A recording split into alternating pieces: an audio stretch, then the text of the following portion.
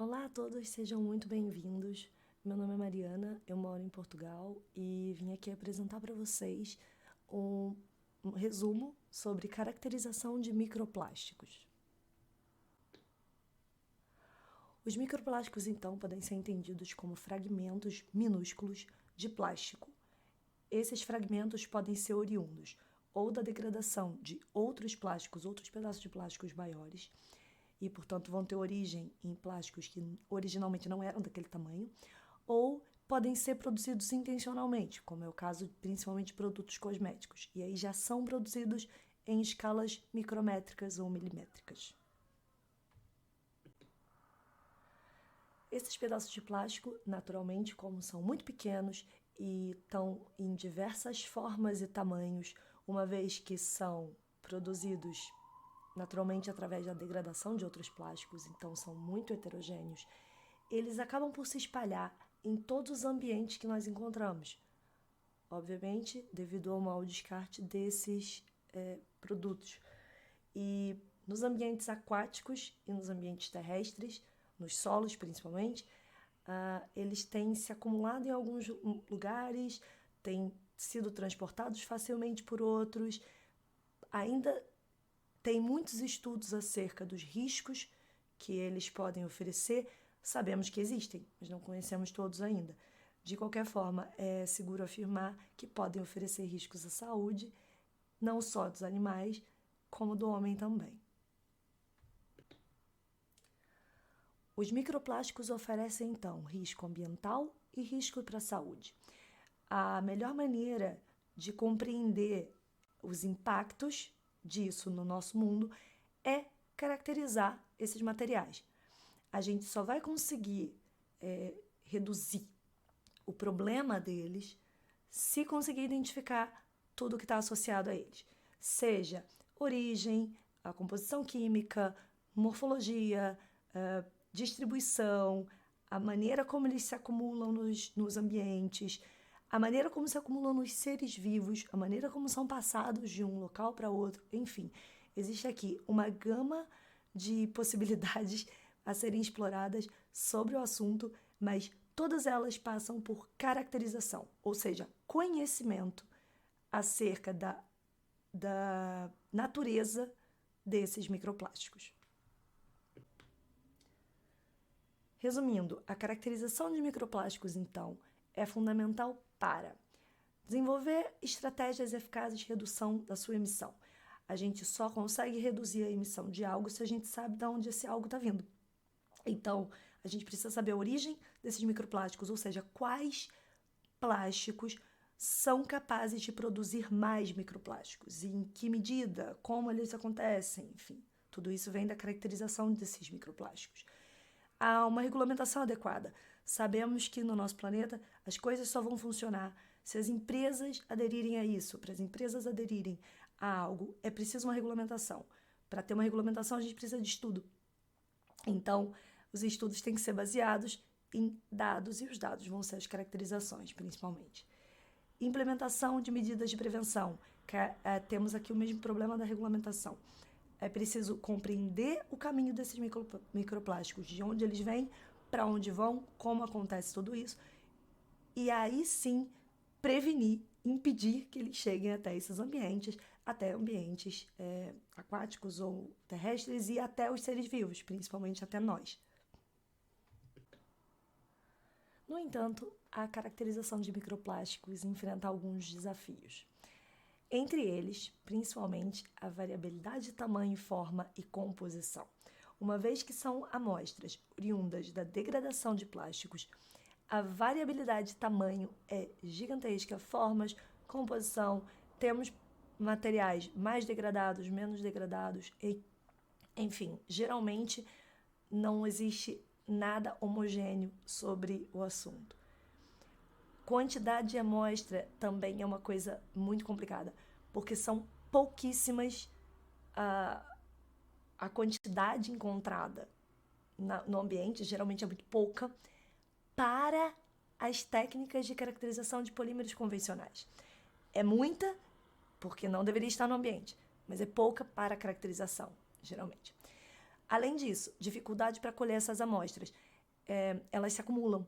Então, apesar de estarem espalhadas em todos os ambientes, não é simplesmente chegar e pegar. Normalmente tem uma série de etapas até conseguir se coletar alguma quantidade ou alguma amostra em si. Isso inclui também a questão da contaminação, porque muitas vezes dá para pegar as amostras, mas elas vêm muito contaminadas e é muito difícil purificar essas amostras. Como é que eu vou tirar outros restos orgânicos, por exemplo, e separá-los do plástico? Nem sempre é assim tão simples, uma vez que esses plásticos vão estar muito degradados e muito confundidos ali com partes minerais e orgânicas, que já existem no ambiente.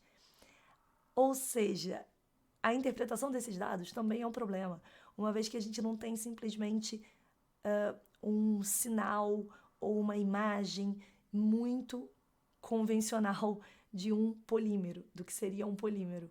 Normalmente vai ter ali sinais extras ou uma imagem não muito comum de se ver, porque já está fora do estado original daquele polímero.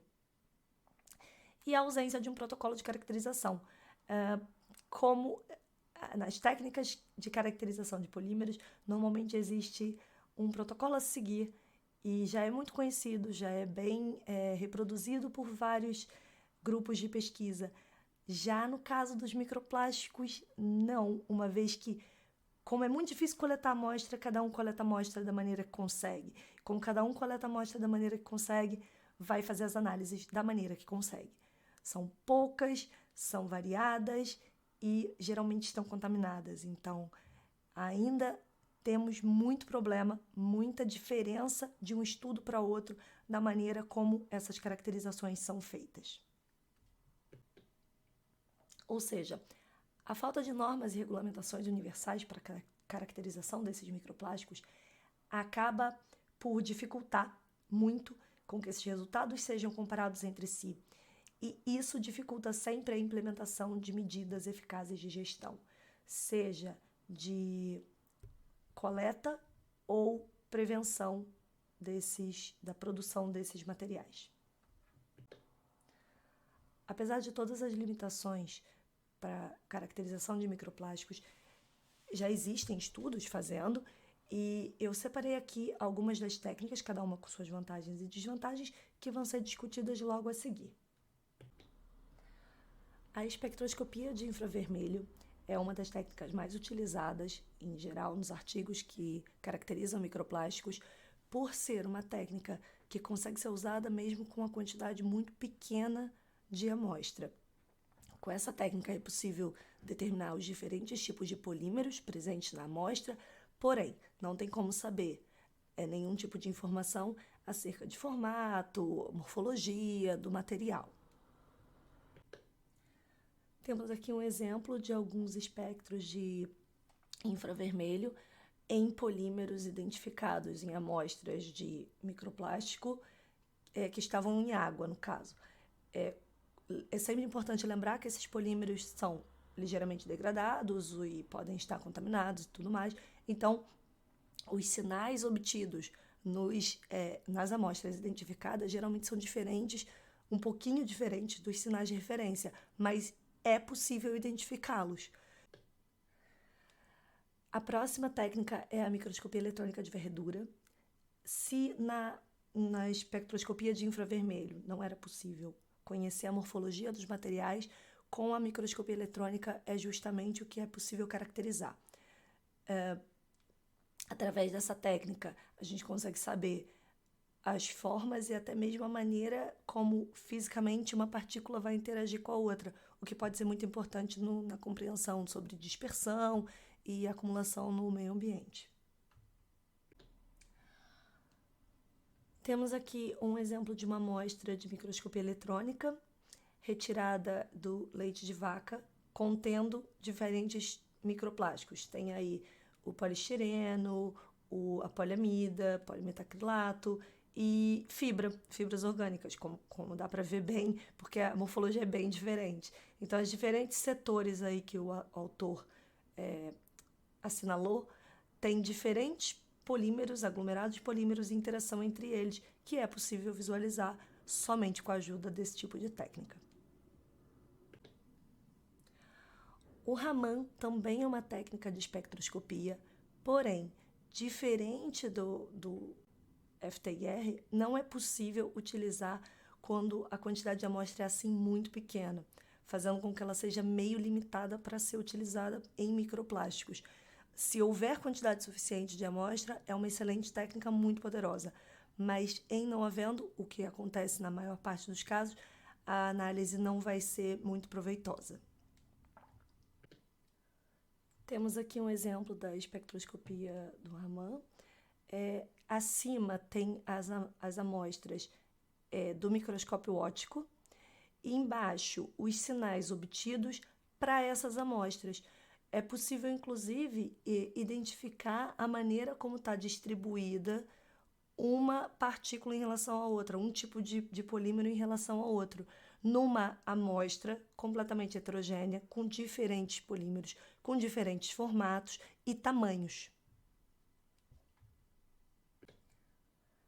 Isso faz com que essa técnica seja muito poderosa e muito interessante para explicar a maneira como pode acontecer a dispersão ou aglomeração desses materiais, principalmente em ambientes aquosos.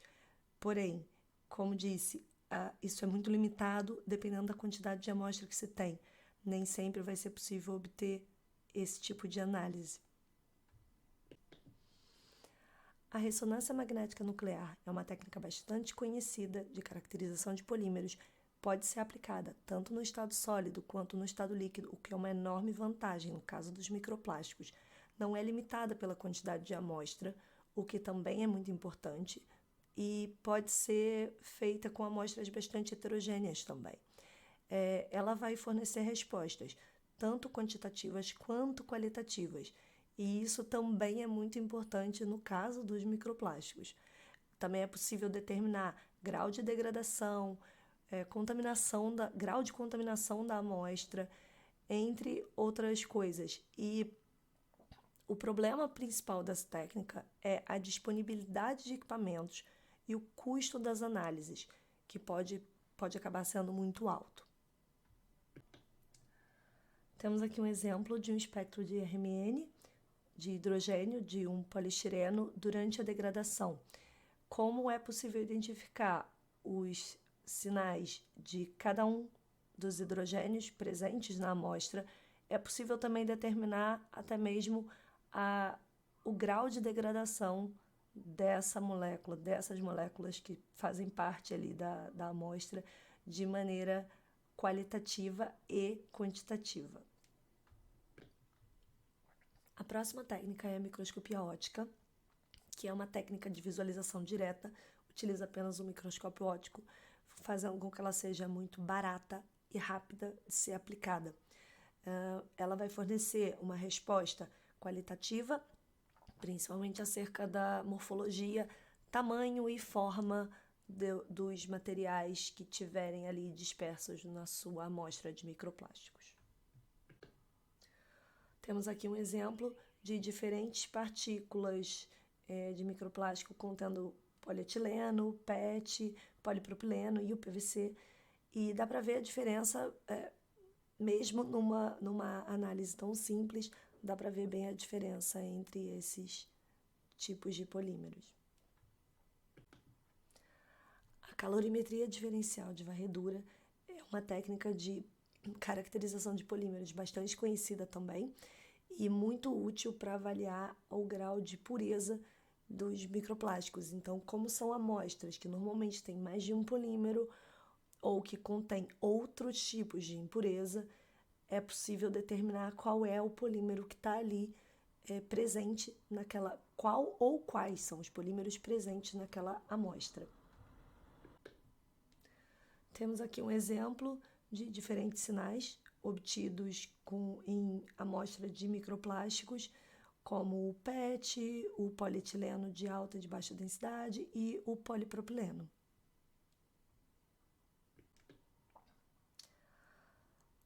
Podemos concluir, então, que para a caracterização de microplásticos, o mais importante é a combinação de várias técnicas e uma descrição detalhada de como se realiza essas técnicas, de como vai se analisar esses resultados, uma vez que são amostras muito heterogêneas e muito limitadas, principalmente pela quantidade, para que esses resultados possam ser reproduzidos novamente e se tornarem cada vez mais confiáveis. Somente assim será possível entender a dimensão do problema dos microplásticos e como resolver esse problema no nosso mundo atual. Espero que tenham aproveitado e obrigada a todos pela presença.